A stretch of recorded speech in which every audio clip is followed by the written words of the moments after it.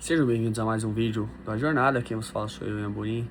E depois desse final de semana intenso e muito louco, estou de volta para documentar a minha vida, documentar mais um diário digital que eu deixo tudo que eu faço, deixo documentado aqui. Eu acho que eu nunca gravei com esse óculos aqui. Esse óculos é o que eu uso para fazer lives. Virou uma característica única minha.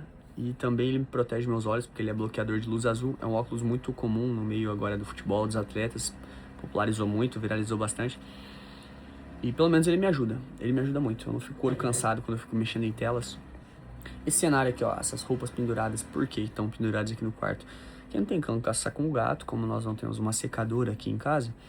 Tá um clima de chuva, muito chuvoso, muito úmido, não seca as roupas. Então as roupas estão secando dentro de casa e não estão secando fora, pra você ter uma ideia. Então a gente tem que improvisar uma secadora, né? Um varal. Mas vamos voltar ao assunto. Vamos lá, o que eu aprontei na sexta-feira? Cara, sexta-feira foi o dia que eu fiz live o dia inteiro. E se resumiu a... Fui pra Maringá, uma cidade vizinha aqui. Fui ver os meus amigos. A gente foi sair juntos. Então, à noite, eu ia pra Maringá umas 7 e pouco. Só que eu cheguei aqui e falei, mano, preciso comer alguma coisa. Eu não quero jantar lá, né? Vou comer um lanchão. Aí minha irmã falou, vou pedir um iFood. Aí, dia dos namorados. Pedi um iFood aqui, ver se tem uma promoção. A gente achou lá uma promoçãozinha. Pedimos o danado do iFood. Quem disse que o iFood chegou? Não chegou. Demorou 1 hora, nada. Minha irmã mandando mensagem, não respondia. Demorou 1 hora e meia, nada.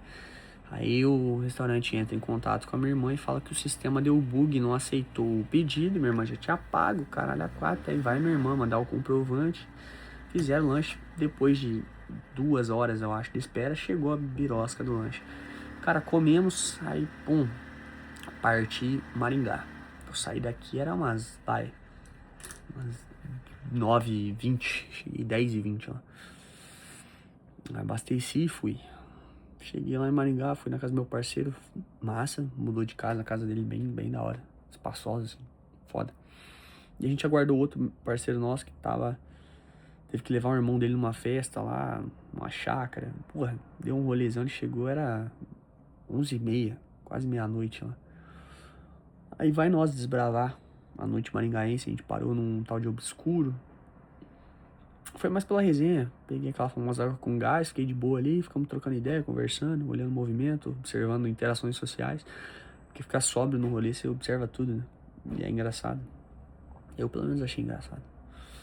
Aí depois a gente falou, os guris falaram, mano, tá tendo um evento lá no Doha, tal, eletrônico. A gente, vamos. Aí fui conhecer o famoso Doha. Ambiente lindo, longe da cidade, bastante natureza e tal. Gostei da estética do lugar. Pô, o rolê eletrônico é uma merda. Puta que bosta. Que rolê ruim, cara.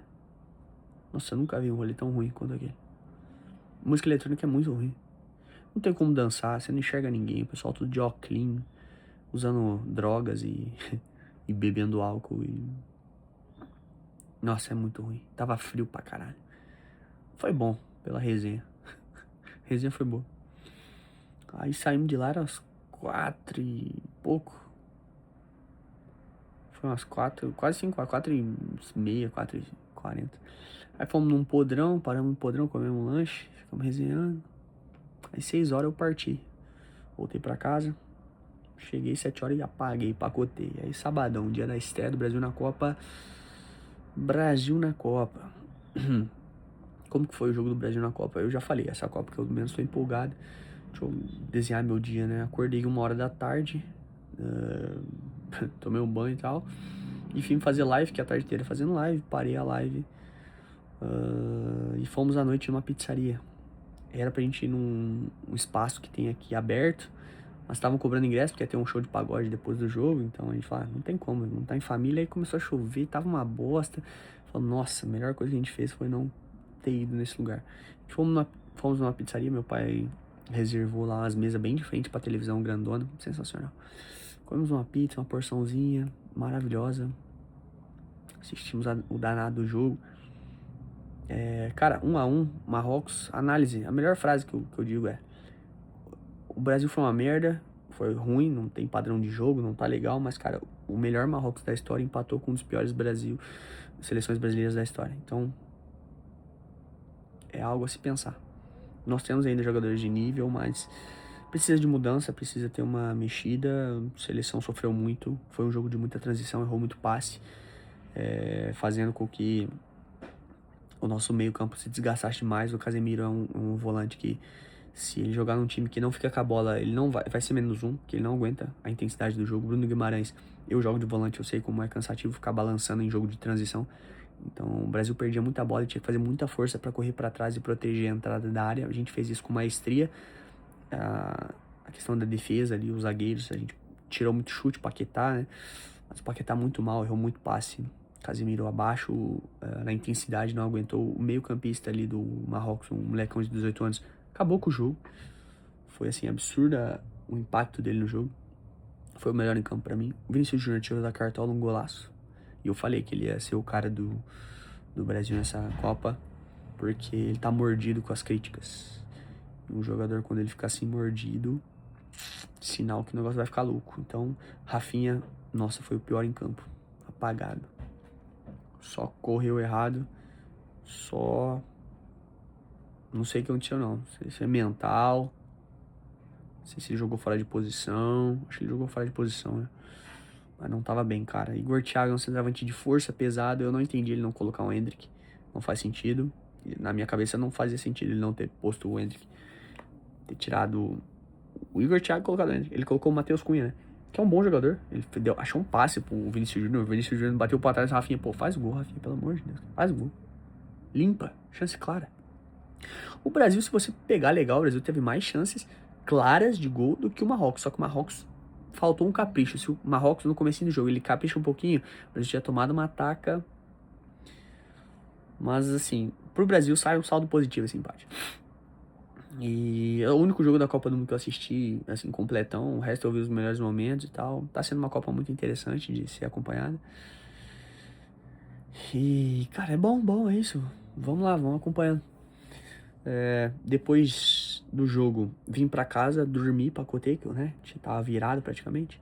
Acordei no outro dia, meio-dia, no domingo. Almocei aqui com a minha família. Fui à tarde na casa do meu avô, fui me despedir do meu avô, que eu viajo na próxima semana. Da minha tia também, todo mundo. Tomei um café da tarde com a minha tia lá. Assisti o jogo primeiro tempo de Japão e Holanda. Foi uma bosta. Primeiro tempo, o segundo tempo saiu 2 gols. 4 gols. 2-2 foi o jogo. Que loucura, né? Aí cheguei em casa e fiz live à noite. O desempenho tá maravilhoso nas lives, muito bom. Cheguei a dormir cedo ontem também. E sempre postando no TikTok, Instagram e Caderno da Gratidão, que eu faço todo dia. E foi isso, basicamente, o vídeo. Valeu, tamo junto.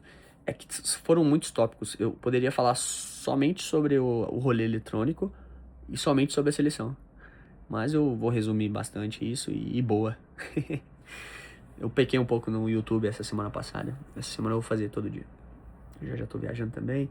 Mas é isso. Tamo junto, valeu, se inscreve, deixa o like se você chegou até o final. E é nóis.